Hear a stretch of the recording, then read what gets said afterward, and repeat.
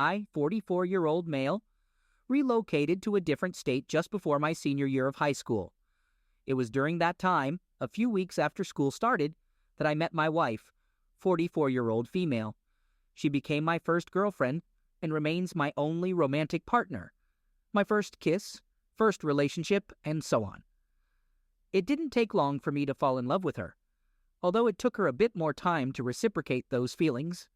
We dated for a total of 8 years, but after about 2 years together, we both knew we wanted to get married. We were both 17 when we met, so we thought it would be better to wait until we were older and more mature before tying the knot. Eventually, we got married and enjoyed a strong marriage for 18 years, spending a total of over 26 years together. During this time, we ran a successful business that allowed us to move around the country since it was home-based. While my wife supported me in the business, she mostly relied on my work for financial stability. I didn't mind, as I was brought up with the belief that men should be the primary breadwinners. Like any couple, we had our share of ups and downs. However, things took a difficult turn in 2015 when my wife's mother was diagnosed with cancer and passed away the following year. Just 9 months later, her father also passed away. In addition to these personal losses, our business faced challenges, and by late 2019, it ultimately failed, leading us to file for bankruptcy in early 2020. I felt really down throughout this whole ordeal, spending many years in a state of depression. The one thing I held on to as a positive aspect of my life was my marriage. However, as our business began to struggle, my wife took on a job to help us out. She ended up working at a large retail store and eventually got promoted to a managerial position.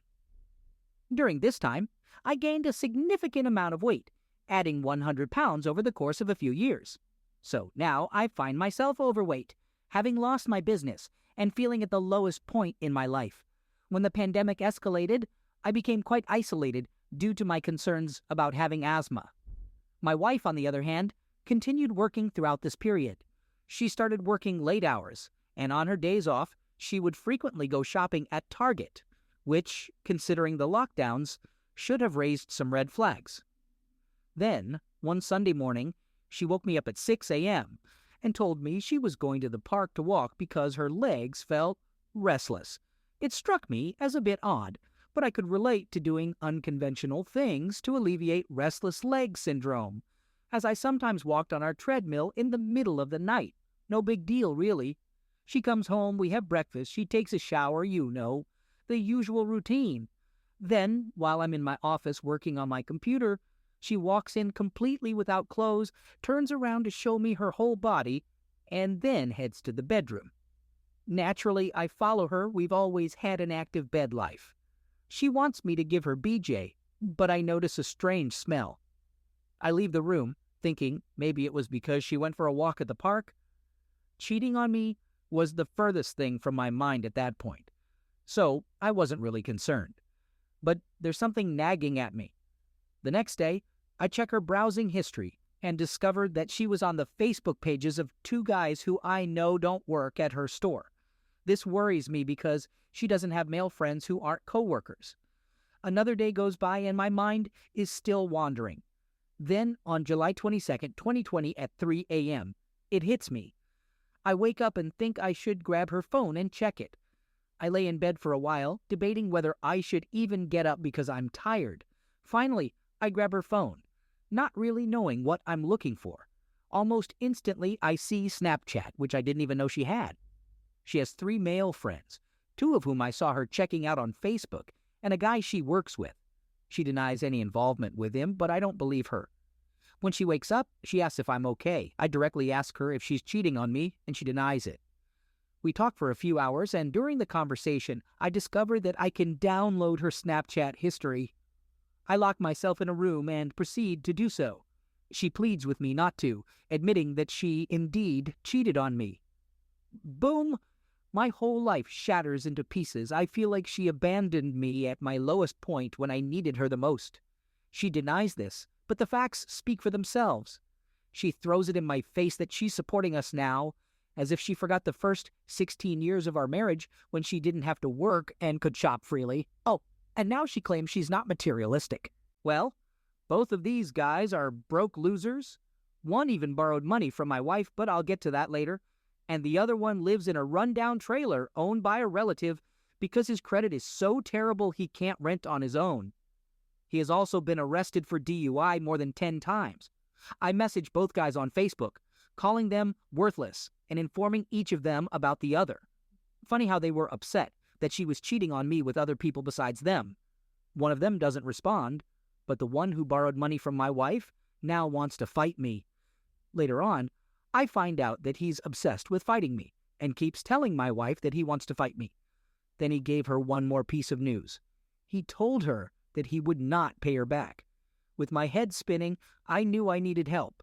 I reached out to my old buddy, who happened to be a lawyer. He and I had been thick as thieves back in the day. Our parents were best pals, and we pretty much grew up together. Many of our best childhood memories involved running wild in our neighborhood and hanging out together through our teen years. It felt surreal turning to him now in such a grim situation. What floored me was his response. Knowing my financial struggles, he offered to help me out for free. It was an overwhelming moment. I hadn't expected such generosity, especially not in these tough times. So I worked with my lawyer friend to get all my ducks in a row. We had to carefully gather evidence of the infidelity, which was more emotionally taxing than I'd anticipated. Every message I read was a fresh wound in my already hurting heart. But I steeled myself knowing that this was crucial for the legal process. With my friend's help, we meticulously compiled everything, text messages, phone call logs, social media interactions, into a comprehensive dossier. The more I delved into it, the more I realized how deep the betrayal went. It was evident that this affair wasn't a sudden mistake, but rather a calculated series of actions that spanned months, maybe even longer. Now, the objective wasn't merely getting a divorce, but also ensuring I retained my assets. You see, the house we lived in was something I'd worked my butt off for. It was more than a property, it was a symbol of the sweat and tears I'd poured into our now bankrupt business. The last thing I wanted was to lose it. Fortunately, my friend was a real pro. He guided me through the process, explaining how to protect my rights to the house and other properties we owned. He was there for me, not just as a lawyer, but also as a friend, providing emotional support during the turmoil. Within a few weeks, we had everything ready. We moved swiftly and served my wife with divorce papers. She was completely taken by surprise. She had no inkling of what was coming her way. I wish I could say I felt remorse seeing her in that state, but all I felt was a grim satisfaction. As the reality of the situation dawned on her, she went into hysterics. She fell to the ground, sobbing uncontrollably. But I didn't flinch. I had spent too many nights crying over her betrayal. It was time for her to feel the pain. When she realized she was about to be homeless, with no savings or financial security, the real panic set in. She tried pleading with me, begging me to reconsider. But I had made up my mind. She had made her bed, and now she had to lie in it. Everything happened so quickly after that. Within a couple of weeks, she was out of my house. I changed all the locks, ensuring she couldn't get in again. And the last time she pounded on the door, trying to get in, I called the cops. They issued a restraining order against her. It wasn't an easy journey. I felt a lot of anger, betrayal, and grief. But throughout the process, I also found a new strength in me that I didn't know existed. My friend was right there with me, helping me navigate through this rough patch, and I'm grateful for that. Today, I'm in a much better place, emotionally and mentally. I've learned to prioritize my happiness and peace, and I look forward to rebuilding my life, one day at a time.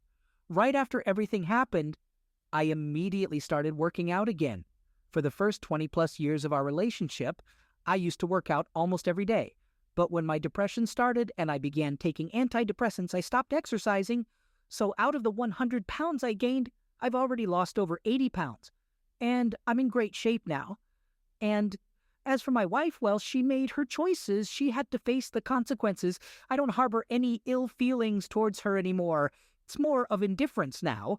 I've decided to move on, learn from this experience, and become a better, stronger person. After all, that's all we can do, isn't it? Pick ourselves up and keep moving forward, and no matter how tough the path is. I heard that she's been having financial trouble and maxed out her credit cards. As for me, I'm working a job that I enjoy and have started another business. I may be starting from scratch, but I feel like I'm on the path to happiness, even if I never meet someone else. What's funny to me is that she actually expects me to help her with her taxes. She has a debt of over $3,000. She emailed me claiming that it's unfair for her to pay it all because we were married for the first 5 months of last year.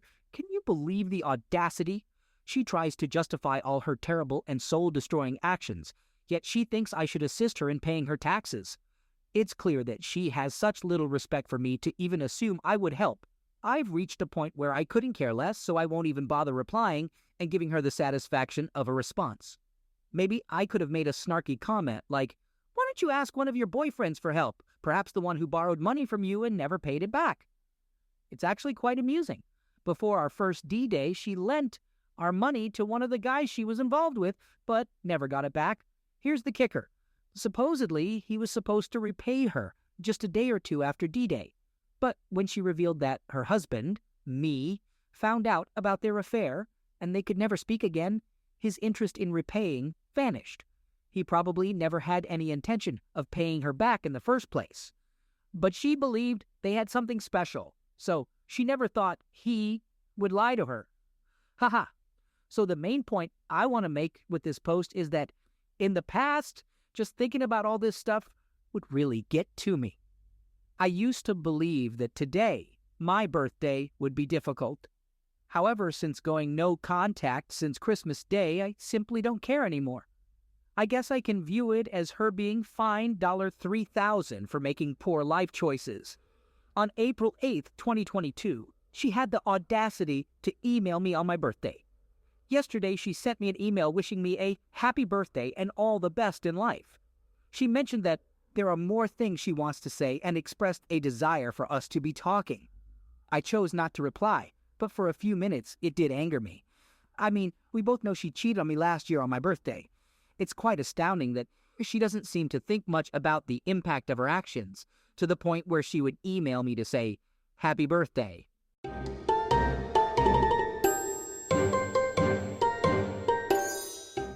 Second story. While I was traveling, my wife started experiencing strange behavior for about a week. She talked in riddles, chanted, and acted oddly. She gave away things and threw out plastic items. She heard voices and even threw her and our daughter's phones into the lake. She called me and asked me to delete certain friends' numbers because she believed they were bad spirits. To make matters worse, she somehow lost $100K that we had saved for emergencies. I hadn't put it in a safe yet since we had recently moved. One night while I was away, she went around knocking on neighbors' doors at 2 a.m. Someone called the police and they tried to reach me, but I missed the call. They ended up contacting my son, who then called me.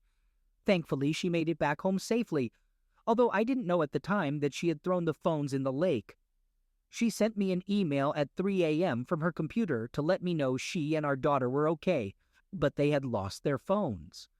When I returned home the following day, she greeted me with enthusiasm and seemed genuinely happy to see me, although her conversation was a bit scattered. Despite that, she appeared to be normal overall. The next day, I discovered her digging in the backyard with her bare hands. Concerned, I suggested that we go to the hospital to get her checked out. She agreed, and I helped her clean up. Afterward, she mentioned feeling tired, so I played some gentle music and encouraged her to take a nap. While she slept, I ordered food, and when she woke up, we had a meal together, watched some TV, and then she felt tired again, so we went to bed. Everything seemed fine at that point. The next morning, at 5 a.m., she started talking nonstop about spirits and government conspiracies. I told her I was still tired and to go back to sleep, but she got up, and I went back to bed. When I woke up, I discovered that all the doors were open and our pets were wandering the neighborhood. I searched for her, but couldn't find her. When I returned home, she was holding our dog. By the way, she had spent $5,000 on a dog we didn't want or need and couldn't properly care for that week. She claimed she needed to return it to the neighbor, saying it was theirs. I disagreed, reminding her that she had just bought the dog.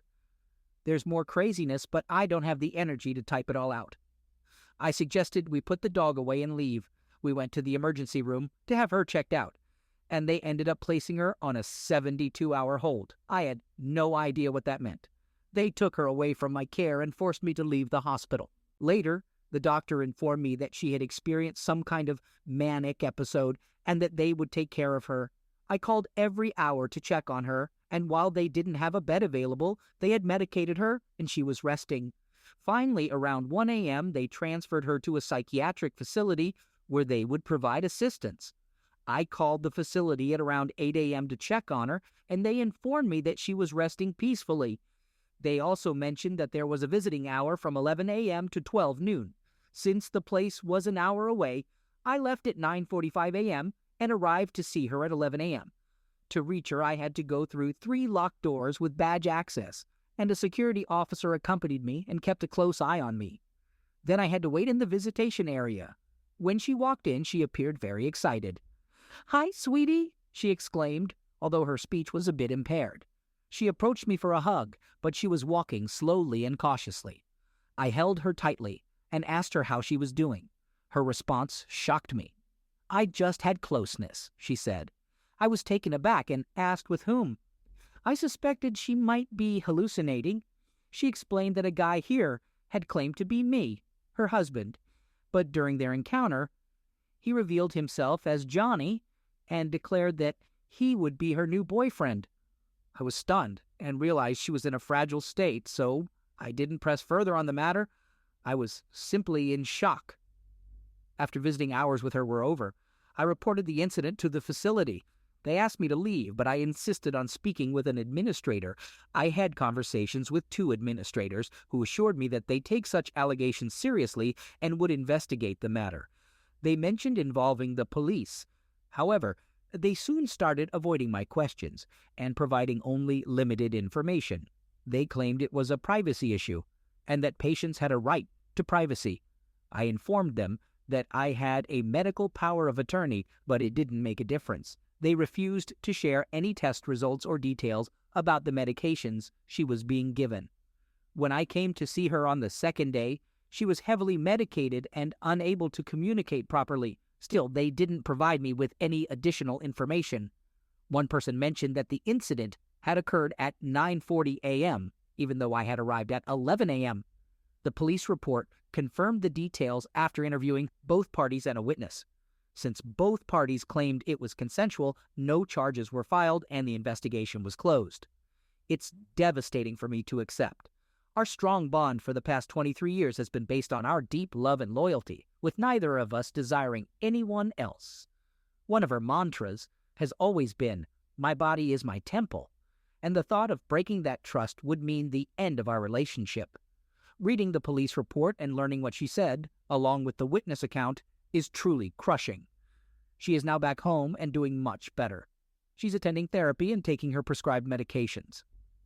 In her recent therapy session, her therapist asked if she wanted me to be present, and she agreed. They were having a conversation about various things, and at one point, she brings up an incident that I had heard about before, where one of her friend's husbands grabbed her breast, and she was very disturbed by it. But this time, the story continues, and she reveals that after that happened, they had closeness. I'm sitting there beside her on the couch, completely shocked once again. It happened around 14 years ago, but this is the first time I'm hearing about it, and it makes me question if we truly shared everything. My mind goes back to the time when our bed life suddenly declined for a few years, and now that our daughter is 13, my thoughts are racing. It took a long time for our bed life to recover. I learned all of this last Monday, and it left me feeling shattered, like my whole life has been a lie. I can't help but wonder if there were other guys involved. If I know the complete truth, does she genuinely want to be with me, or am I just the provider? I have achieved a lot of success, but she spends all of our money. I just needed to get all of this off my chest.